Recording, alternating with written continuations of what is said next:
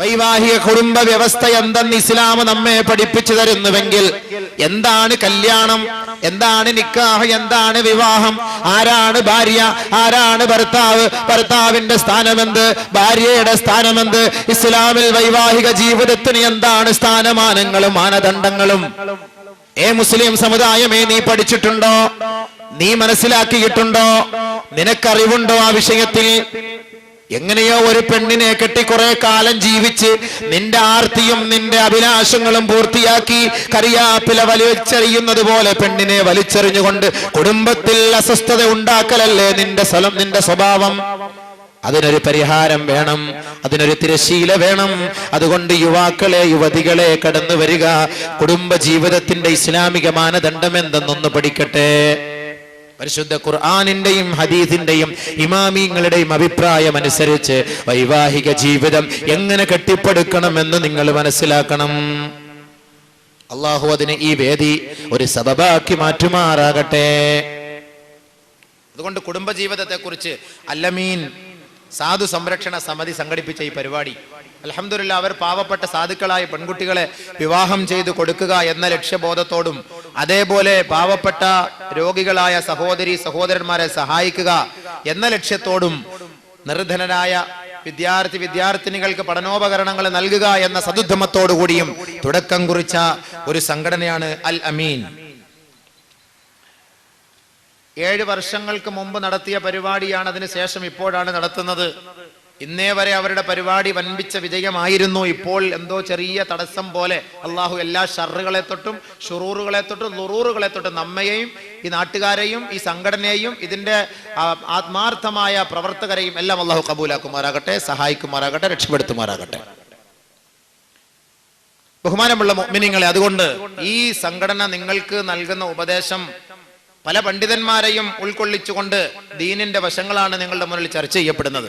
അതല്ലാതെ ഇവിടെ ഒരു സംഘടന രൂപീകരിച്ച് ഐക്യത്തോടും സാഹോദര്യത്തോടും താമസിക്കുന്ന മുസ്ലിം സമുദായത്തെ ഭിന്നിപ്പിച്ച് രണ്ടാക്കി രണ്ടാലൊരു മദ്ഹബ് ഉണ്ടാക്കി അവർക്കിടയിൽ ഒരു ശുദ്രത വളർത്തിയിട്ട് പോകലല്ല ഈ ഒരു സംഘടനയുടെ ലക്ഷ്യം. ഈ വിനീതൻ കരുനാഗപ്പള്ളി പള്ളിയിൽ ജോലി ചെയ്യുമ്പോഴും ഇതേ സദസ്സിൽ, പക്ഷേ ഇത് തെക്കോട്ട് അത് വടക്കോട്ടായിരുന്നു, ഒരു പ്രഭാഷണത്തിന് ഇവിടെ വന്നിട്ടുള്ളതാണ്. അത് ഈ സംഘടനയാണോ എന്നറിയില്ല, ഏതോ ഒരു സംഘടന അങ്ങനെ ഇവിടെ ഒരു പ്രഭാഷണം നടത്തിയതാണ്.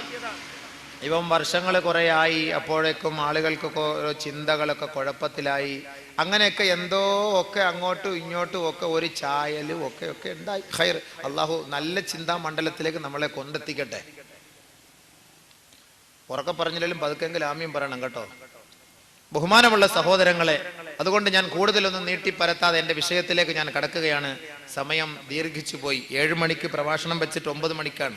കാലാവസ്ഥയും ഇവിടുത്തെ സാഹചര്യവും കണക്കിലെടുത്ത് 9 മണിക്ക് പരിപാടി തുടങ്ങുന്നു. അൽഹംദുലില്ലാ. അതുകൊണ്ട് 7 മണി എന്നുള്ളത് സംഘാടകർ വെച്ചതാണ്.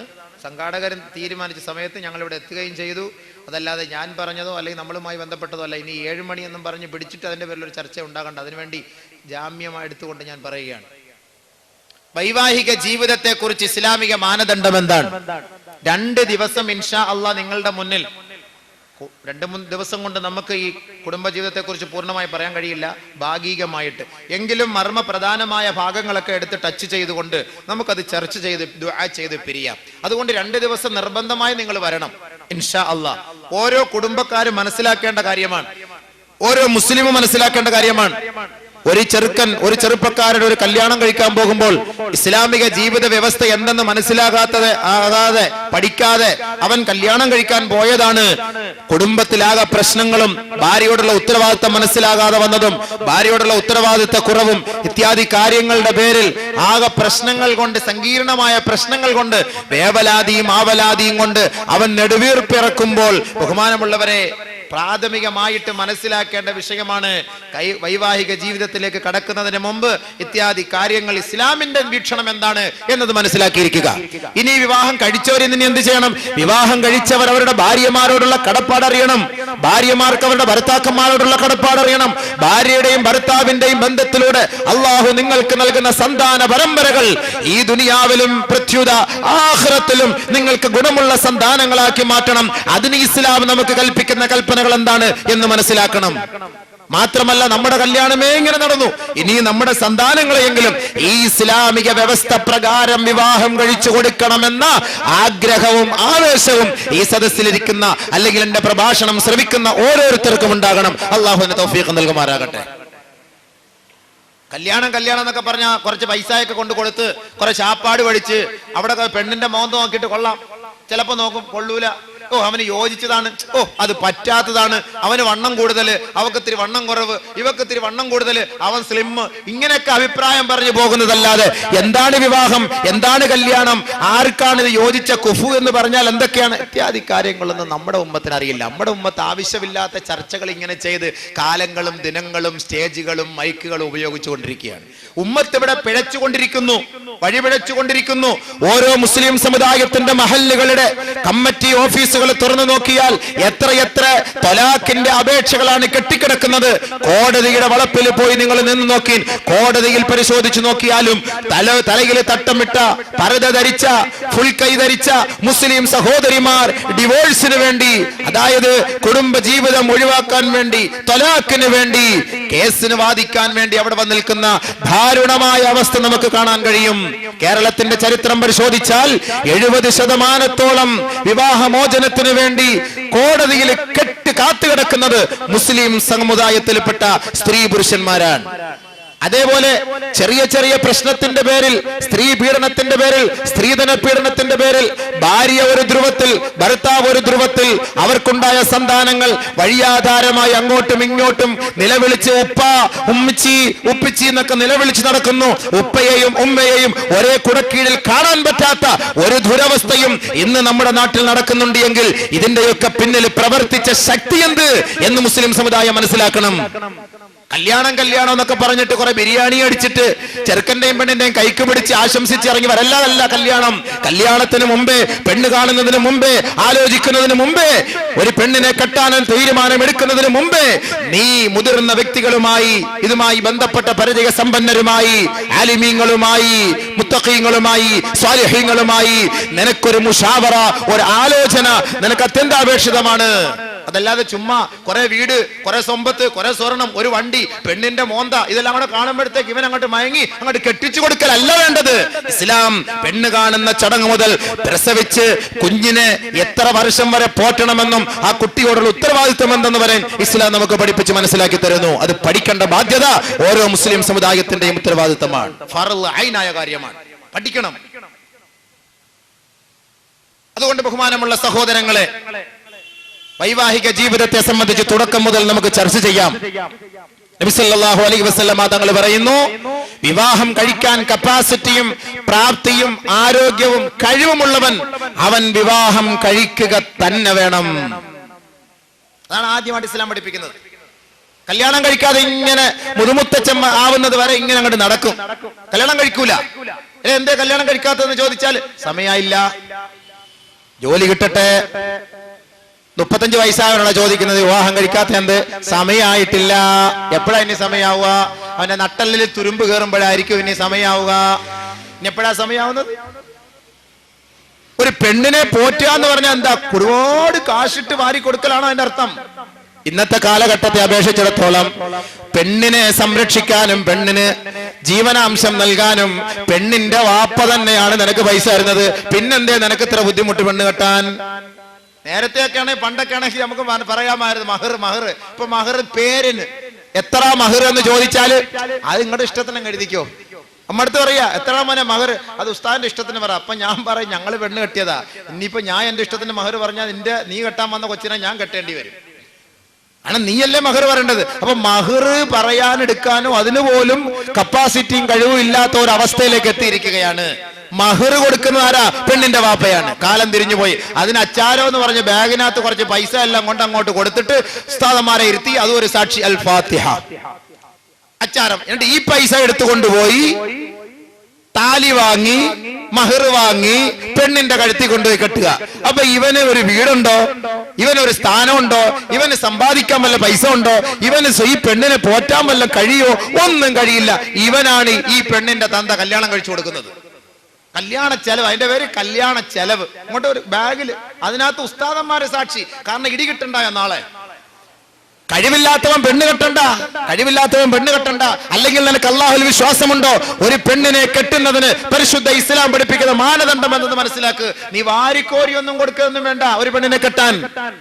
ബഹുമാനപ്പെട്ട പ്രവാചകൻ ആയത്ത് പഠിപ്പിച്ചു കൊടുക്കാൻ കഴിയുമെങ്കിൽ ഒരു വിവാഹം കഴിച്ചു കൊടുക്കാൻ അള്ളാന്റെ റസൂല് തയ്യാറായെങ്കിൽ, സമുദായമേ, ഇന്ന് നമ്മൾ എത്ര പൈസയാണ് വെറുതെ നഷ്ടപ്പെടുത്തി കളയുന്നത്. ഒരു സഹോദരന്റെയോ ഒരു സഹോദരിയുടെയോ ഒരു ദിവസത്തെ ചരിത്രം എടുത്ത് പരിശോധിച്ചാൽ, ഒരു ദിവസത്തെ അവരുടെ വ്യയത്തെ കുറിച്ചൊന്ന് മനസ്സിലാക്കിയാൽ, ദുർവ്യയത്തെ കുറിച്ചൊന്ന് പഠിച്ചാൽ, എത്ര രൂപയാണ് ഒരു ദിവസം അവർ ദുർവ്യയം ചെയ്യുന്നത്. ഇങ്ങനെ കണക്ക് കൂട്ടുവിൻ സഹോദര.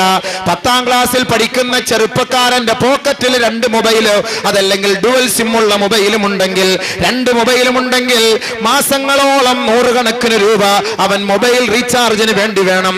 അങ്ങനെ 10ാം ക്ലാസ് മുതൽ അവൻ വീണ്ടും 10 വർഷം കൂടെ പഠിച്ച് അവൻ 10-28 വയസ്സാകുന്നത് വരെ അവന്റെ അനാവശ്യമായ ചെലവ് ദൂർത്ത് പരിശോധിച്ചു നോക്കിയാൽ 10,000 ലക്ഷക്കണക്കിന് രൂപയാണ്. അത് ഓരോരുത്തരുടെയും കപ്പാസിറ്റി അനുസരിച്ച്. ചെറ്റക്കുടലിൽ കിടക്കുന്ന സഹോദരന്റെയോ സഹോദരിയുടെ വീട്ടിൽ പോയാൽ ആണിനും അവിടുത്തെ ആളിനും എണ്ണത്തിനനുസരിച്ചല്ലേ മൊബൈല്. തലയിലൊരു മൊബൈല്, അടുക്കളയിലൊരു മൊബൈല്, ബെഡ്റൂമിലൊരു മൊബൈല്, സിറ്റ് ഔട്ടിലൊരു മൊബൈല്, നടക്കുമ്പോ മൊബൈല്, ബാത്റൂമില് മൊബൈല്. വീടോ ചോരുന്ന വീട്, ചെറ്റക്കുടല്. ഇവർക്ക് പൈസ ഇല്ല എന്ന് പറയാൻ കഴിയുമോ? ഏത് പെട്ടിക്കടയിൽ പോയാലും ഏത് മൊബൈൽ കമ്പനിക്കാരന്റെയും റീചാർജ് കൂപ്പൺ സുലഭമായി ലഭിക്കുന്നു. പണ്ട് എവിടെയോ പോണം ഒന്ന് റീചാർജ് ചെയ്യണമെങ്കിൽ, കോൾ ഇങ്ങോട്ട് വന്നാലും കാശ്, അങ്ങോട്ട് വന്നാലും കാശ്. ഇപ്പോ മിനിറ്റിന് സെക്കൻഡിന് 1 പൈസ ആയ ഈ കാലഘട്ടത്തിൽ കണക്ക് കൂട്ടി നോക്കി, വെറുതെ ഒരു പെണ്ണിനെ വിളിച്ച് സ്വറ പറയുന്നതിനും സംസാരിക്കുന്നതിനും, വെറുതെ രസാനുഭൂതിയിൽ പങ്കെടുക്കുന്നതിനും 10ാം ക്ലാസിന്റെ പടിവാതിൽക്കൽ കാലി ചവിട്ടിയ ചെറുപ്പക്കാരൻ മുതൽ സഹോദരിമാരടക്കം ുള്ളവർ കണക്ക് കൂട്ടി നോക്കട്ടെ എത്ര പൈസയാണ് ദുർവ്യയം ചെയ്ത് കളയുന്നത്. എന്നിട്ട് കല്യാണം കഴിക്കുന്ന കാര്യം പറയുമ്പോൾ സമയമായിട്ടില്ല, പൈസ ഇല്ല, സമയമായിട്ടില്ല, പൈസ ഇല്ല. ഏറ്റവും വലിയ തെറ്റ്. നാളെ അള്ളാന്റെ മുന്നിൽ സമാധാനം പറയണം ഈ പൈസക്കൊക്കെ. അനാവശ്യമായി നിങ്ങൾ ചെലവ് ചെയ്യുന്ന ഈ പൈസയുണ്ടല്ലോ, ഒരു പെണ്ണിന്റെ സംസാരം കേൾക്കാൻ, അവളുടെ കൊഞ്ചല് കേൾക്കാൻ നീ ചെലവ് ചെയ്യുന്ന ഈ പൈസയുണ്ടല്ലോ, ഈ പൈസക്കെല്ലാം നീ അള്ളാഹുവിന്റെ മുന്നിൽ സമാധാനം പറയേണ്ടി വരും. പറയാതെ കണ്ട് ആദമിന്റെ മോനെ, നിന്റെ ഒരു കാല് പോലും ചലിപ്പിക്കാൻ കഴിയില്ല. ദുനിയാവില് വാപ്പ കാണാതെ ഫോൺ വിളിക്കും, ഉമ്മ കാണാതെ ഫോൺ വിളിക്കും, പെണ്ണുങ്ങളും ഉമ്മയും വാപ്പായും കാണാതെ ഫോൺ വിളിക്കും. സൈലന്റിലിട്ട് ബെഡ്റൂമിൽ ലൈറ്റ് അണച്ചിട്ട് രഹസ്യമായി ഇയർഫോൺ വെച്ച് സംസാരിക്കും. പക്ഷേ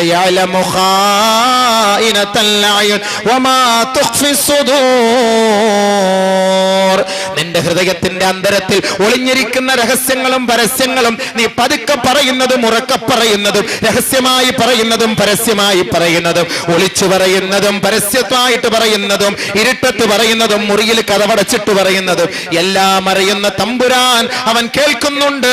അവൻ 2 മലക്കുകളെ നിന്റെ മേൽ നിയോഗിച്ചിട്ടുണ്ട്. ആ മലക്കുകൾ മുഴുവനും എഴുതി രേഖപ്പെടുത്തിക്കൊണ്ടിരിക്കുകയാണ്. മാ യൽഫിളു മിൻ ഖൗലിൻ ഇല്ലാ ലദൈഹി റഖീബുൻ അതീദ്. നിന്റെ ഓരോ വചനങ്ങളും ഓരോ വാക്കുകളും ഓരോ സംസാരങ്ങളും റഖീബ് അതീദ് എഴുതി രേഖപ്പെടുത്തിക്കൊണ്ടിരിക്കുകയാണ്. അതുകൊണ്ട് അവരെ മറച്ചു വെച്ച് രഹസ്യമായ ഒരു സംഭാഷണം പോലും പെണ്ണെ ചെറുക്ക നിനക്ക് നടത്താൻ കഴിയില്ല. നാളെ ഖിയാമത്തിന്റെ മഹ്ശറ വൻസഭയെ നീ വിശ്വസിക്കുന്ന ഒരു മോമിനാണെങ്കിൽ ജനകോടികളുടെ മുന്നിൽ അവിടെ വെച്ച് ഇതിനെല്ലാം നീ സമാധാനം പറയേണ്ടി വരും. പറയാതെ ആദമിന്റെ മോനെ, ലാ തസൂലു ഖദമ ബിനി ആദം, ആദമിന്റെ മോനെ നിന്റെ കാലിന്റെ പാദം അങ്ങോട്ട് ചലിപ്പിക്കാൻ കഴിയില്ല.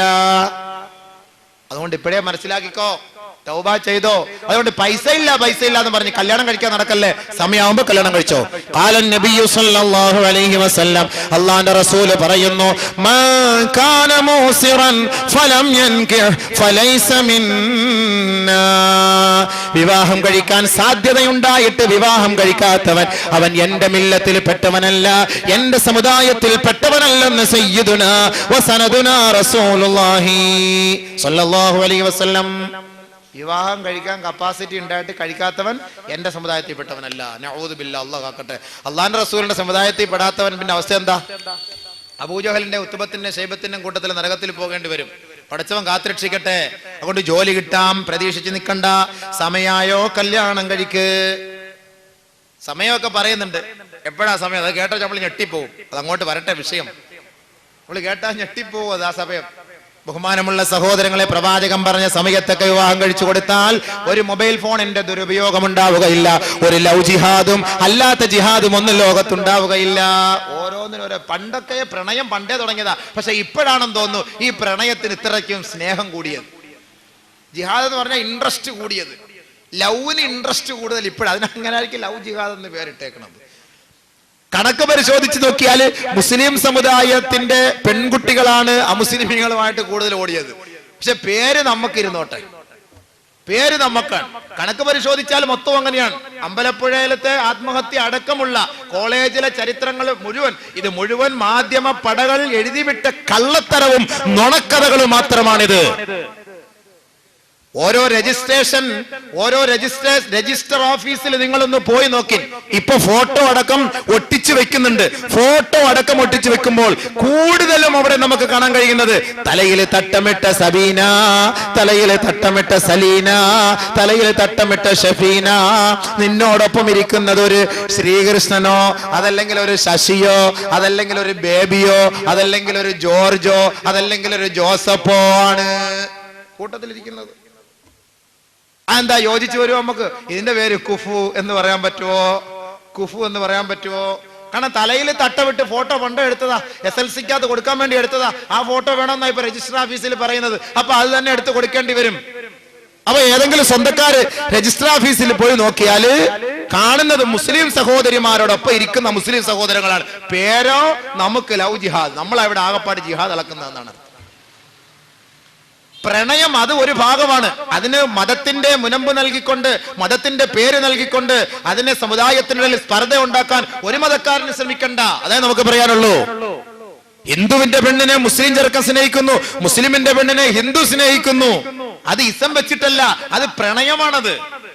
അതൊരു സ്നേഹമാണ്. അവിടെ ഇസം ഒന്നും നോക്കാറില്ല ആരും. കെട്ടി 5-6 മക്കളുള്ള പെണ്ണിനെ കിളവൻ സ്നേഹിക്കുന്നു, കിളവിയെ കിളവൻ ചെറുപ്പക്കാരെ സ്നേഹിക്കുന്നു. ദുനിയാവ് അതിനകത്ത് ഇസമല്ലല്ലോ അത്. അതുകൊണ്ട് ഐക്യവും സാഹോദര്യവും നിലനിന്നു പോകുന്ന നമ്മുടെ കേരളത്തിൽ, സാംസ്കാരിക ബോധമുള്ള നമ്മുടെ കേരളത്തിൽ, ഭൗതിക പ്രതിബദ്ധതയുള്ള നമ്മുടെ കേരളത്തിലെ ഈ സമുദായത്തെ നമ്മൾ തമ്മിലടിക്കാതെ ഐക്യത്തോടു കൂടി വളരാൻ വേണ്ടി പരിശ്രമിക്കും. അതിനുവേണ്ടി പ്രചോദനം നൽകുവിൻ. അതിനുവേണ്ടി കുട്ടികളെയും ക്യാമ്പസുകളെയും കോളേജുകളെയും ഒന്നും നമ്മൾ ഉപയോഗിക്കാതിരിക്കും. അതാണ് നമുക്ക് വേണ്ടത്, സമാധാനവും ഐക്യവും സാഹോദര്യവും. അതുകൊണ്ട് ബഹുമാനമുള്ളവരെ, വിവാഹം കഴിച്ചോളിയും പെട്ടെന്ന്. ഈ പെട്ടെന്നൊക്കെ നബിതങ്ങൾ പറഞ്ഞ സമയത്ത് കല്യാണം കഴിച്ചിരുന്നെങ്കിൽ ഈ ലവ് ജിഹാദ് എന്നോ സ്മാർട്ട് ഫ്രണ്ട് എന്നോ ഇതൊന്നും ഉണ്ടാവൂലായിരുന്നല്ലോ. നിങ്ങൾ ഇങ്ങനെ നടന്നിട്ടല്ലേ വെറുതെ അങ്ങോട്ട് നടക്കൽ തന്നെ. കാലങ്ങൾ സമയങ്ങൾ തീരുന്നവരെ ഇങ്ങനെ നടക്കൽ തന്നെ. അതുകൊണ്ട് നബി സല്ലല്ലാഹു അലൈഹി വസല്ലമ തങ്ങൾ പറയുകയാണ്, മൻ കാന മൂസിറാ ഫലം യൻകിഹ് ഫലൈസ മിന്നാ. വിവാഹം കഴിക്കാൻ സാധ്യതയുണ്ടായിട്ട് വിവാഹം കഴിക്കാത്തവൻ എന്റെ മില്ലത്തിൽപ്പെട്ടവനല്ലെന്ന് സയ്യിദുനാ വസനദുനാ വശഫീഉനാ റസൂലുള്ളാഹി സ്വല്ലല്ലാഹു അലൈഹി വസല്ലം. ചില ആളുകൾ സൂഫിസം ചമഞ്ഞുകൊണ്ട് വിവാഹം കഴിക്കണ്ട എന്ന് ആഗ്രഹിക്കുന്നവർ കാണും. ഞാൻ വിവാഹം കഴിച്ചാൽ എനിക്ക് നമസ്കരിക്കാൻ കഴിയില്ല, സുബഹി നമസ്കരിക്കാൻ കഴിയില്ല, ജമാഅത്തിൽ പങ്കെടുക്കാൻ കഴിയില്ല, അള്ളാഹുവുമായി സാമീപ്യം എനിക്ക് നഷ്ടപ്പെട്ടു പോകും, ഭാര്യയും മക്കളുമായുള്ള ബന്ധം കൂടുമ്പോൾ പടച്ചവനുമായുള്ള ബന്ധം എനിക്ക് കുറഞ്ഞു പോകും, അതുകൊണ്ട് നിക്കാഹ് ഞാൻ ഇഷ്ടപ്പെടുന്നില്ല എന്ന് ചില വ്യാജസിദ്ധന്മാര് പറയുന്നുവെങ്കിൽ ബഹുമാനമുള്ളവരെ, നിങ്ങൾ കരുതിയിരിക്കണം, ഏറ്റവും വലിയ സൂഫിയായിരുന്നു സയ്യിദുനാ റസൂലുള്ളാഹി സ്വല്ലല്ലാഹു അലൈഹി വസല്ലം.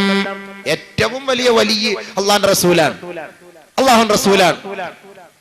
ചില ആളുകൾക്ക് ഇബാദത്തിനൊരു തടസ്സം ഈ പെണ്ണോ അല്ലെങ്കിൽ ഈ ചെറുക്കനോ കല്യാണമോ അല്ലെങ്കിൽ അവരുടെ കുടുംബജീവിതമോ എന്നൊക്കെ ചിലര് പറയാറുണ്ട്. തെറ്റാണത്.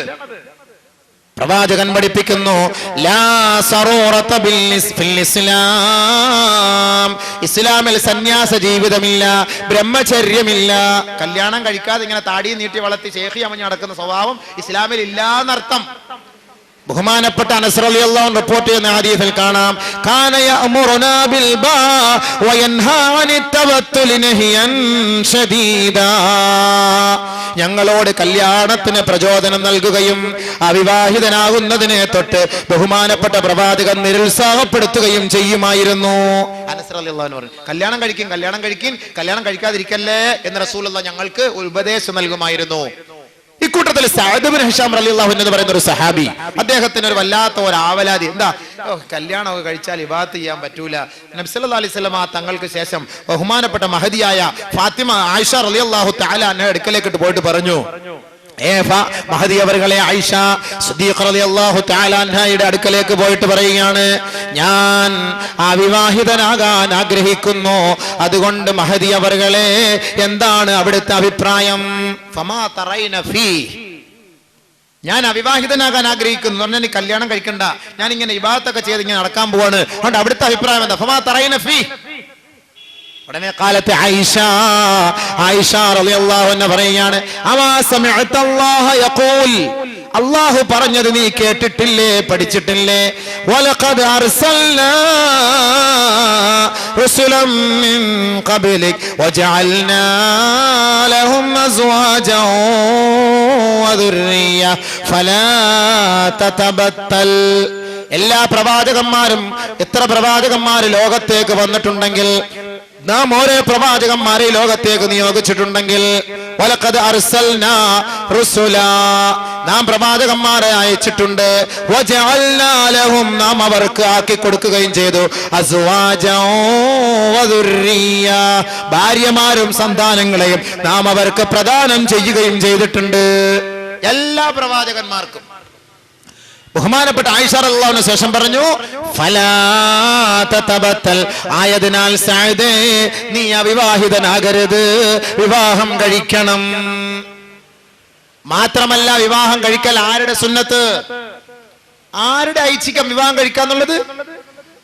നിക്കാഹിന്റെ സദസ്സുകളിൽ നാം കേൾക്കാറുള്ള ഹദീസാണ്, അന്നിക്കാഹു മിൻ സുന്നതി ഫമൻ റഗിബ ഫീ സുന്നതി ഫഹുവ മിന്നി ഫമൻ റഗിബ അൻ സുന്നതി ഫലൈസ മിന്നി. നിക്കാഹ് എന്റെ സുന്നത്താണ്, എന്റെ ഐച്ഛികമാണ്. ഫമൻ റഗിബ ഫീ സുന്നതി ഫഹുവ മിന്നി, ആരാൾ എന്റെ ഈ മഹത്തായ സുന്നത്തിനെ പിൻപറ്റുന്നുവോ അവൻ എന്റെ മില്ലത്തിൽ പെട്ടവനാണ്, എന്റെ സമുദായത്തിൽ പെട്ടവനാണ്. ഫമൻ റഗിബ അൻ സുന്നതി, ആരാൾ എന്റെ ഈ സുന്നത്തിൽ നിന്ന് വ്യതിചലിക്കുന്നുവോ, അതായത് നിക്കാഹ് കഴിക്കാതെ, വിവാഹം കഴിക്കാതെ നടക്കുന്നുവോ, ഫലൈസ മിന്നി, അവൻ എന്റെ സമുദായത്തിൽ പെട്ടവനല്ല. ഇതാണ് നിക്കാഹിന്റെ സദസ്സിൽ നമ്മൾ കേൾക്കുന്ന ഹദീസ്. പക്ഷെ അർത്ഥം അറിയാൻ വയ്യ. അവിടെ നിക്കാഹ് കഴിക്കാത്ത, കല്യാണം കഴിക്കാത്ത ക്രോണിക് ബാച്ചിലർ ഇരുന്നോണ്ട് ഇത് കേൾക്കുന്നുണ്ടായിരിക്കും. നിക്കാഹിന്റെ 5 പ്രായം കഴിഞ്ഞ ക്രോണിക് ബാച്ചിലർ എന്നിട്ട് ഈ ഹദീസ് കേൾക്കുന്നുണ്ടാകും, പക്ഷെ അവന് അർത്ഥം അറിയില്ലല്ലോ. അതുകൊണ്ട് മനസ്സിലാക്കുക, ഇങ്ങനെയാണ് ഈ ഹദീസിന്റെ സാരം. മാത്രമല്ല, പ്രവാചകന്മാരുടെ പാതകളെ പിൻപറ്റുന്ന സമുദായമേ, നിങ്ങൾക്ക് പ്രവാചകന്മാരുടെ സ്നേഹമുണ്ടോ? പ്രവാചകന്മാരുടെ സുന്നത്തിൽപ്പെട്ട കാര്യമാണ് 4 കാര്യങ്ങൾ. അർബഉം മിൻ സുനനിൽ മുർസലീൻ, 4 കാര്യം പ്രവാചകന്മാരുടെ ഐച്ഛികമാണ്, സുന്നത്തുകളാണ്. ഒന്നാമത്തത് അൽ ഹയാ, ലജ്ജ. പ്രവാചകന്മാരുടെ സുന്നത്ത്, പ്രവാചകന്മാരുടെ സ്വഭാവത്തിൽപ്പെട്ടതാണ് ലജ്ജ. ലജ്ജ ഇല്ലാത്തവൻ പ്രവാചകന്മാരുടെ പരമ്പരയിൽ പെട്ടവനുമല്ല, ഈമാൻ ഇല്ലാത്തവരുമാണ്. സഹോദരിമാരെ നിങ്ങൾക്കും, സഹോദരന്മാരെ നിങ്ങൾക്കും. സഹോദരിമാരുടെ ലജ്ജയുടെ അർത്ഥം പറയുമ്പോ എന്താ പറയാ? എങ്ങനെ ഒരുപാട് പറയാനുണ്ട്. അന്യ പുരുഷന്മാരുടെ ഇടയിൽ കൂടെ കയറിയെന്ന് തലയിൽ തട്ടവിട്ട് ഫുൾ കൈ വിട്ട് പട്ടുറുമാല് ആടാൻ വേണ്ടി മുസ്ലിം സമുദായത്തിലെ സഹോദരിമാര് തയ്യാറാകുമ്പോ മനസ്സിലാക്കിക്കോ, നിനക്ക് ലജ്ജയില്ല എന്നുള്ളത്. നിന്നെ ആര് കെട്ടിക്കൊണ്ട് പോകുന്നോ മനസ്സിലാക്കിക്കോ, അടുത്തവനുമായി അവൾക്ക് തീർച്ച ബന്ധമുണ്ടായിരിക്കും. ഇത്രയും പുരുഷന്മാരുടെ മുന്നിൽ ഇരുന്ന് പാടാനും കൊഞ്ചാനും കൈയടിക്കാനും ഒക്കെ തയ്യാറാകുമ്പോൾ അവൻ മനസ്സിലാക്കിക്കോ, അവൾക്ക് ലജ്ജയില്ലാത്തവളാണ്. അൽ ഹയാഉ ശുഅബത്തും മിനൽ ഈമാൻ, ലജ്ജ ഈമാന്റെ ഭാഗമാണ്. ലജ്ജ ഈമാന്റെ ഭാഗമാണ്. ഈമാനുള്ള ഒരു പെണ്ണിനെ അപേക്ഷിച്ചിടത്തോളം അന്യ ഒരു പുരുഷന്റെ മുഖത്തേക്കും തുറിച്ചു നോക്കാൻ കഴിയില്ല, അന്യ ഒരാളെ നോക്കാൻ കഴിയില്ല, അന്യരുമായി കൊഞ്ചാൻ കഴിയില്ല. അന്യ സമുദായവുമായിട്ട് ഇഴുകിച്ചേർന്നുകൊണ്ട് നൃത്തം ചവിട്ടാനോ പാട്ട് പാടാനോ ജീൻസും ഹാഫ് ഷർട്ടും ഇട്ടുകൊണ്ട് സമുദായത്തിന്റെ മുന്നിൽ അവരെ ത്രസിപ്പിക്കുന്ന തരത്തിൽ പാട്ട് പാടി ആലപിച്ചുകൊണ്ട് കയ്യടി നേടാൻ ഹയാ ഉള്ള ലജ്ജയുള്ള പെണ്ണിന് കഴിയില്ല. മനസ്സിലാക്കിക്കോ, അങ്ങനെ സംഭവിച്ചാൽ ഈമാനില്ലാത്തതിന്റെ കുറവാണ്. ഈമാനുള്ള ഒരു പെണ്ണും ഇങ്ങനെ ജനങ്ങളെ ത്രസിപ്പിക്കാൻ വേണ്ടി ആട്ടവും ചാട്ടത്തിനും നൃത്തത്തിനും വേണ്ടി പോവുകയില്ല. അതുകൊണ്ട് മനസ്സിലായിക്കോ, പ്രവാചകന്മാരുടെ സ്വഭാവത്തിൽപ്പെട്ട കാര്യമാണ്. പ്രവാചകന്മാരുടെ അനുയായികളാണെങ്കിൽ, പ്രവാചകന്മാരുടെ പാരമ്പര്യത്തിന്റെ ഉടമകളാണ് മുസ്ലിം സമുദായമെങ്കിൽ മനസ്സിലാക്കിക്കോ, ഹയാ നിങ്ങൾക്ക് നിർബന്ധമായ കാര്യമാണ്. ഹയാ നിർബന്ധമായ കാര്യമാണ്. ഇവിടെ ഒരു കാര്യം ഞാൻ മനസ്സിലാക്കി തരുന്നു. പ്രവാചകന്റെ വാക്ക് കേട്ടോളി. പരിശുദ്ധ ഖുർആനും ഹദീസും ജീവിച്ച് മനസ്സിലാക്കി ജീവിക്കുന്ന സമുദായമേ, നാളെ അള്ളാഹുവിന്റെ കോടതിയുടെ മുന്നിൽ പടച്ചവന്റെ പരിശുദ്ധമായ മുഖം കണ്ടുകൊണ്ട് സന്തോഷിച്ച് സ്വർഗത്തിലേക്ക് കടക്കണമെന്ന ആഗ്രഹം നമുക്കുണ്ട് എങ്കിൽ, ബഹുമാനപ്പെട്ട പ്രവാചകൻ നമ്മളെ പഠിപ്പിച്ചു തന്ന വാക്കാണ്, അന്യ സ്ത്രീകളുമായി അന്യ പുരുഷനുമായി ചെങ്ങാത്തം നമുക്ക് വേണ്ട.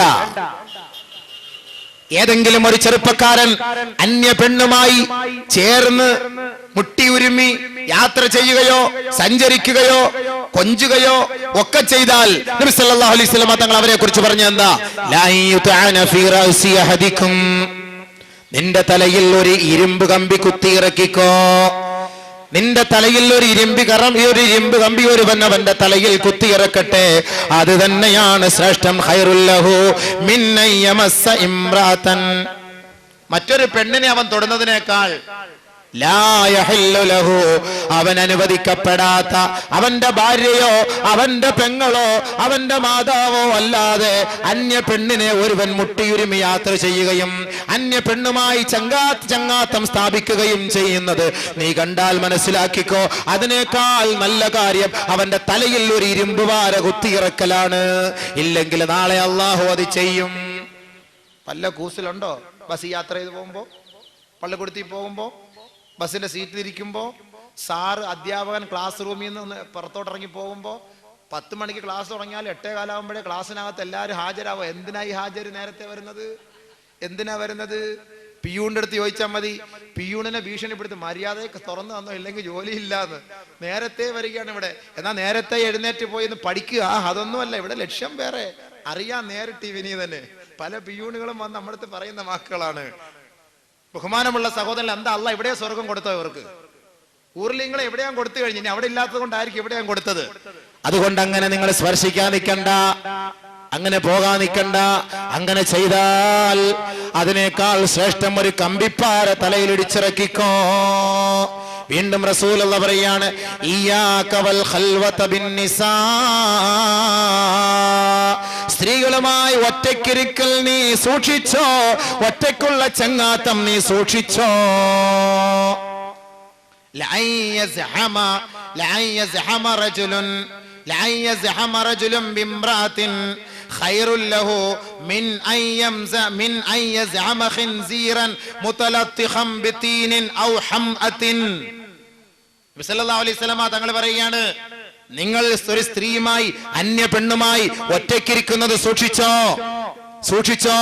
ഇല്ലാ വദഖല ബൈനഹുമ ശൈത്താൻ, ഒരു പെണ്ണും ഒരാണും അന്യ പെണ്ണും ഒരു അന്യ പുരുഷനും ഒരു അന്യ സ്ത്രീയും ഒറ്റയ്ക്കിരിക്കുമ്പോ, ഇല്ലാ വദഖല ബൈനഹുമ ശൈത്താൻ, തീർച്ച അവർക്കിടയിലേക്ക് പിശാച് കടന്നു വരും.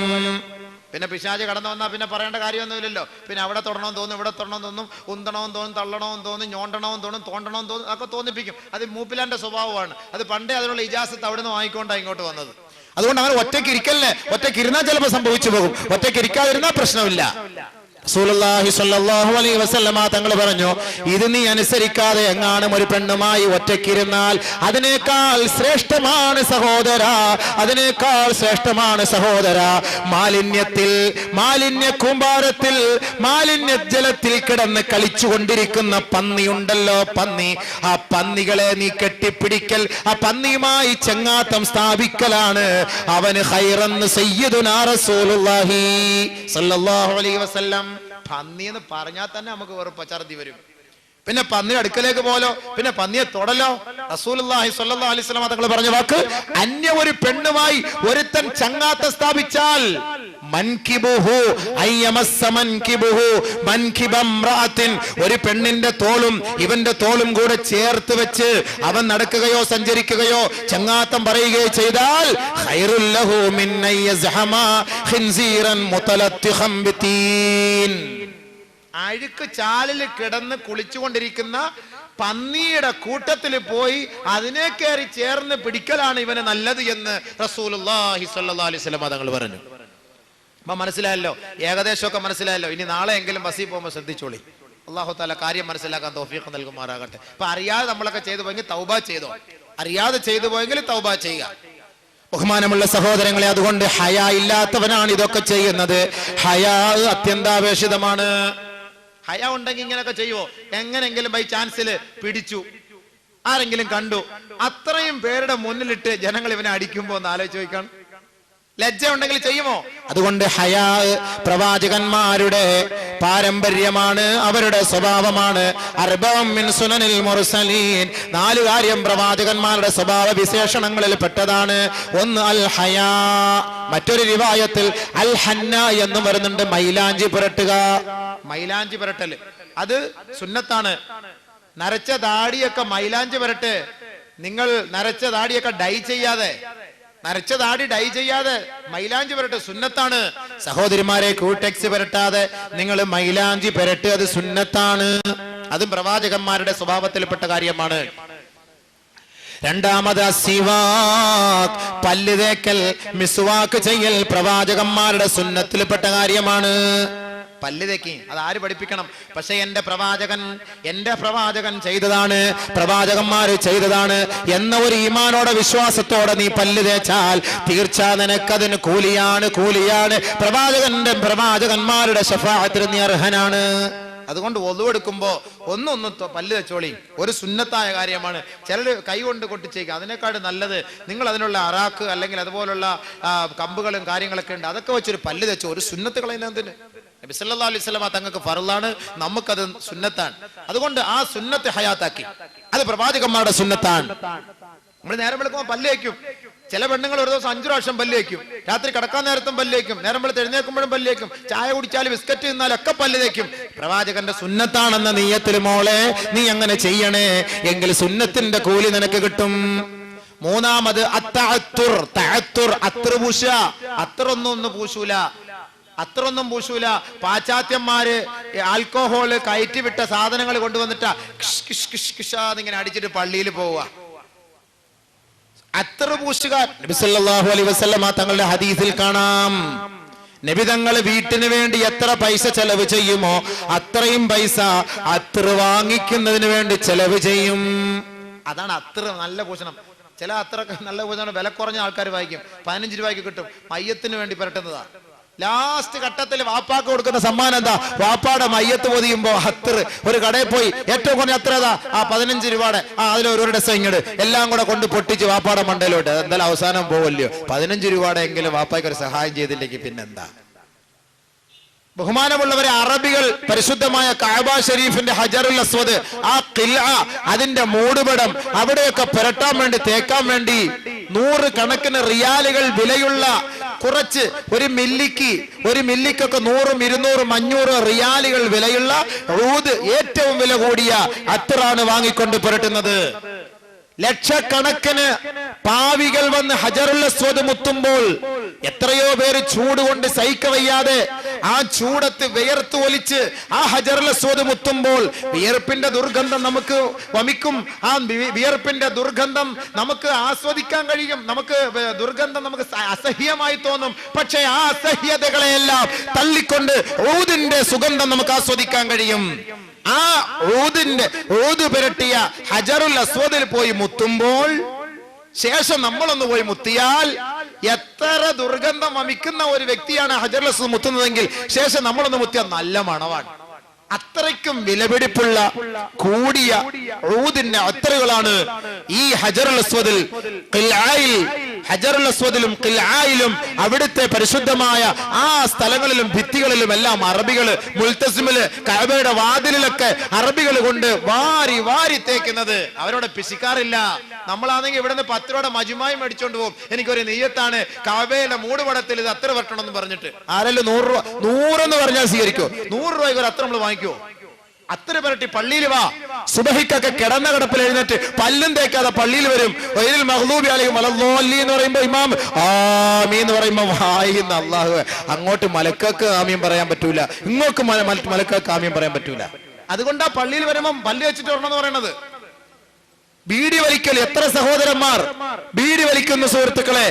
ഉമ്മു സൽമ റളിയല്ലാഹു അൻഹ റിപ്പോർട്ട് ചെയ്യുന്ന ഹദീസിൽ കാണാം, നഹൻ നബി സല്ലല്ലാഹു അലൈഹി വസല്ലം അൻ കുല്ലി മുഫ്തിരിൻ വ മുസ്കിരിൻ, എല്ലാ ബലഹീന ഉണ്ടാക്കുന്നതും ശരീരത്തിന് ബലഹീനത ഉണ്ടാക്കുകയും അതേപോലെ ശരീരത്തെ നശിപ്പിക്കുകയും അതേപോലെ ലഹരി ഉണ്ടാക്കുന്നതുമായ സകലമാന വസ്തുക്കളും നബി സല്ലല്ലാഹു അലൈഹി വസല്ലം തങ്ങൾ നിരോധിച്ചിരിക്കുന്നു എന്ന് ഉമ്മു സൽമ റളിയല്ലാഹു അൻഹ പറയുന്ന അടിസ്ഥാനത്തിൽ ബഹുമാനമുള്ളവരെ, പരിശുദ്ധ ഖുർആനിലും വലാ തുൽഖൂ ബി ഐദീകും ഇല തഹ്ലുക, നാശത്തിലേക്ക് നിങ്ങളുടെ കൈകൾ കൊണ്ടിടല്ലേ എന്ന് പറഞ്ഞ ഖുർആനിന്റെ അടിസ്ഥാനത്തിലും വഹയഉമുറുഹും ബിൽ മഅറൂഫ് വയൻഹാഹും അനിൽ മുൻകർ നല്ലത് അള്ളാഹു അനുവദിച്ചു, മോശപ്പെട്ടത് അള്ളാഹു വിലക്കി എന്ന പരിശുദ്ധ ഖുർആനിന്റെ ആയത്തിന്റെ അടിസ്ഥാനത്തിലും മുഫസ്സിരീങ്ങളും പണ്ഡിതന്മാരും പറയുന്നു, ബീഡി വലിക്കൽ തെറ്റാണ്. ഈ ബീഡി വലിച്ചു പള്ളിയിൽ വരുന്ന സഹോദരൻ ആമീൻ എന്ന് പറഞ്ഞ് വായൊന്ന് തുറന്ന എന്തായിരിക്കും അവസ്ഥ? അപ്പൊ അതുകൊണ്ട് നിങ്ങൾ വലിച്ച സഹോദരങ്ങളെ പല്ല് നല്ല പോലെ തേച്ചിട്ട് വരണേ. ഭാര്യമാർ അടുക്കലിൽ പോയി കിടക്കുമ്പോൾ നിങ്ങൾ ഈ ബീഡിയും വലിച്ച് കട്ടം ബീഡിയും വലിച്ചിട്ട് എങ്ങനെ പോയി കിടന്നുറങ്ങും, സംസാരിക്കും? നാറ്റമടിക്കൂലേ? അതുകൊണ്ട് അള്ളാഹുടെ മുന്നിലാ വരുന്നത്. അള്ളാഹുവിന്റെ മുന്നിൽ വരുമ്പോൾ നിങ്ങൾ പല്ല് തേച്ച് അത്തറ് പൂശി നല്ല വസ്ത്രങ്ങൾ ധരിച്ചുകൊണ്ട് പള്ളിയിലേക്ക് വരിൻ. പടച്ചവന്റെ മുന്നിലാണ്. മഹാനായ അബൂ ഹനീഫത്തുൽ കൂഫി റഹ്മഹുല്ലാഹ്, മഹത്തായ ഹനഫി പണ്ഡിതൻ, ഹനഫി മദ്ഹബിന്റെ പണ്ഡിതനാണ്. അദ്ദേഹം വലിയ ഹോൾസെയിൽ തുണി വ്യാപാരിയായിരുന്നു. ഹോൾസെയിൽ തുണി വ്യാപാരി. കടയിലിരിക്കുമ്പോ ഒരുമാതിരി പന്ന വസ്ത്രമൊക്കെ ധരിച്ചിട്ടിരിക്കും കടയില്. അപ്പൊ ആളൊക്കെ ചോദിച്ചു, അല്ല ഈ കസ്റ്റമർ ഒക്കെ വരേണ്ടതല്ല, നിങ്ങൾ എന്താ ഈ മോശം വസ്ത്രം? ഇത് പിശാച് ഇറങ്ങുന്ന സ്ഥലമാ, അതുകൊണ്ട് പിശാചിനെ തൃപ്തിപ്പെടുത്താൻ ഇത് മതി. പള്ളിയിലേക്ക് വരുമ്പോൾ ഏറ്റവും കൂടുതൽ വിലപിടിപ്പുള്ള വസ്ത്രം ധരിച്ചു കൊണ്ടുവരും. ഒരാൾ ചോദിച്ചു, അല്ലയോ മഹാനവറുകളെ, കസ്റ്റമറിനെ കാണിക്കാൻ നിങ്ങൾ മോശമായ വസ്ത്രവും ആരും കാണാത്ത പള്ളിയിലേക്ക് നിങ്ങൾ വിലപിടിപ്പുള്ള വസ്ത്രവും, എന്താ ഇത്? ബഹുമാനപ്പെട്ട അബൂ ഹനീഫത്തുൽ കൂഫി റഹ്മത്തുള്ളാഹി പറഞ്ഞത്, ആരും കാണില്ല എന്നാ വിചാരിച്ചത്. പള്ളി ആരുടെ പള്ളിയാണ് നമ്മൾ പോകുന്നത്? പള്ളി എന്താണ്? പള്ളിയിൽ ആരാ ഉള്ളത് നിങ്ങൾക്ക് അറിയില്ലേ? രാജാതിരാജൻ, ലോകത്തിന്റെ ദിവരാശക്തി, എന്നെയും നിങ്ങളെയും സൃഷ്ടിച്ച തമ്പുരാൻ, ആകാശഭൂമികളെ മുഴുവനും നിയന്ത്രിക്കുന്ന തമ്പുരാൻ, ആ പടച്ച തമ്പുരാൻ നമ്മളെ വീക്ഷിക്കുന്നുണ്ട്. അല്ലദീ യറാക ഹീന തഖൂം, കൈകെട്ടി അല്ലാഹു അക്ബർ എന്ന് പറഞ്ഞ് കരങ്ങൾ ഉയർത്തിക്കൊണ്ട് പടച്ചവന്റെ ദർബാറിലേക്ക് പ്രതിജ്ഞ അർപ്പിച്ച് കൈകൾ കെട്ടി നിൽക്കുന്ന നിന്നെ സസൂക്ഷ്മം വീക്ഷിക്കുന്നവനാണ് അവൻ. നീ ഉടുത്തുകൊണ്ടുവരുന്ന കൂറക്കൈലി കാണുന്നവനാണ് അവൻ. നല്ല വസ്ത്രമാണോ ധരിച്ചു പള്ളിയിൽ വരുന്നത്? അതല്ല മോശമായ രാത്രി നീ ധരിച്ചുകൊണ്ട് കിടന്ന ആ പന്ന കൈലിയും ഉടുത്തുകൊണ്ടാണോ സുബഹിക്ക് വരുന്നത്? അത്ര പൂശിക്കൊണ്ടാണോ വരുന്നത്? പല്ല് വെച്ചുകൊണ്ടാണോ വരുന്നത്? ഇതെല്ലാം അല്ലാഹു സസൂക്ഷ്മം വീക്ഷിക്കുന്നുണ്ട്. അതുകൊണ്ട് എന്റെ യജമാനന്റെ മുന്നിലേക്ക് പോകുമ്പോൾ കൂറത്തുണിയും ധരിച്ചുകൊണ്ട് പോകാൻ ഞാൻ ഇഷ്ടപ്പെടുന്നില്ല. ഏറ്റവും വിലപിടിപ്പുള്ള വസ്ത്രം കൊണ്ടുപോകാനാണ് ഞാൻ ആഗ്രഹിക്കുന്നത്. അതാണ് സഹോദരങ്ങളെ, വിലപിടിച്ച വസ്ത്രവുമായി ഞാൻ പള്ളിയിലേക്ക് വരുന്നത്. മഹാനായ അബൂ ഹനീഫത്തുൽ കൂഫി റഹ്മത്തുള്ളാഹി. അതുകൊണ്ട് എന്റെ സഹോദരങ്ങളെ, ദയവ് ചെയ്ത് ഇനിയെങ്കിലും നിങ്ങൾ പള്ളിയിൽ വരുമ്പോൾ കൈലി ഒന്നും ഉടുക്കാതെ ഒരു വെള്ള വസ്ത്രം ധരിച്ചുകൊണ്ട് വരണേ. ഒരു ഹദീസോടെ പറഞ്ഞെടുത്ത വിഷയത്തിലേക്ക് കടക്കാം. ഖാലൻ നബി സല്ലല്ലാഹു അലൈഹി വസല്ലം, അള്ളാന്റെ റസൂല് പറഞ്ഞു, ഈ കളവന്മാരൊക്കെ കൊടുത്തോണ്ടിരുമ്പോ ചിലപ്പോ ശരിയാ കഴുകി കൊടുക്കാൻ ആരുമില്ല, എന്ത് ചെയ്യും? അതുകൊണ്ട് ഒരെണ്ണം കഴുകി വെള്ളിയാഴ്ചത്തേക്ക് വേണ്ടി മാത്രം മടക്കി വെച്ചേക്കും. മരുമോള് കഴുകി കൊടുക്കുവോ? പെമ്മക്കൾ, ഇന്നത്തെ പെമ്മക്കൾ കഴുകി കൊടുക്കുവോ? അതുകൊണ്ട് അവത്തുങ്ങൾക്ക് കഴുകാൻ വല്ലതും പറ്റുമോ? ആകെ ഡിസ്ക് മൊത്തം പോയി കിടക്കുകയാണ്. ഒന്ന് കുത്തിപ്പിഴിയാൻ വേണ്ടി കുനിഞ്ഞാൽ അതോടുകൂടി അവിടെ വളഞ്ഞു വീണാ പിന്നെ തീർന്ന്. അതുകൊണ്ടാണെന്ന് എനിക്ക് തോന്നുന്നത്. അതുകൊണ്ട് ഒരു കൈലി ഉടുത്തുകൊണ്ട് വരല് ഇനിയിപ്പോ അത് ഹറാമോ അതത്ര അങ്ങോട്ട് മോശക്കാരാണെന്നോ ആണോ അതിന്റെ അർത്ഥം? അല്ല. അള്ളാന്റെ കല്യാണ വീട്ടിൽ നിങ്ങൾ കയ്യിലെടുത്തോണ്ട് പോവോ? ആ പോട്ടെ, കല്യാണ വീട്ടിൽ കയ്യിലെടുത്തോണ്ട് പോവോ? പോട്ടെ, മാർക്കറ്റ് കയ്യിലെടുത്തോണ്ട് പോവോ? സുഹൃത്തുക്കളെ, ജനങ്ങളുടെ മധ്യത്തിലേക്ക് ഇറങ്ങി പോകുമ്പോ നമ്മൾ കയ്യിലെടുത്തുകൊണ്ട് പോവോ? അപ്പൊ അത്രയും വില പോലും ഇല്ലേ അള്ളാഹ്ക്ക്? അള്ളാഹ്ക്ക് അത്രയും വില പോലും ഇല്ലേ? ഈ കൈലി എടുത്തുകൊണ്ട് കല്യാണത്തിന് പോവൂല, മരിച്ച വീട്ടിൽ പോവൂല, യാത്ര ചെയ്യൂല. പക്ഷെ അള്ളാന്റെ അടുക്കൽ വരുമ്പോ ഒരുമാതിരി കീറിയ ട്രൗസർ ഇട്ടുകൊണ്ട് വരണത്, ഇതെന്ത് വൃത്തികേട്! അപ്പൊ കല്യാണ വീട്ടിലുള്ള ജനങ്ങളുടെ വില പോലും അള്ളാഹ്ക്കില്ല എന്നർത്ഥം. നഊദു ബില്ലാഹ്, അള്ളാഹ് കാക്കട്ടെ. യാ ബനീ ആദം ഖുദൂ സീനതകും ഇൻദ കുല്ലി മസ്ജിദ്, ഓരോ നമസ്കാര വേളയിലും നിങ്ങളുടെ വസ്ത്രങ്ങളെ നിങ്ങൾ നന്നാക്കിൻ, ശുദ്ധിയാക്കിൻ, നല്ല വസ്ത്രം ധരിക്കിൻ. അതാണ് ഖാലൻ നബി സല്ലല്ലാഹു അലൈഹി വസല്ലം.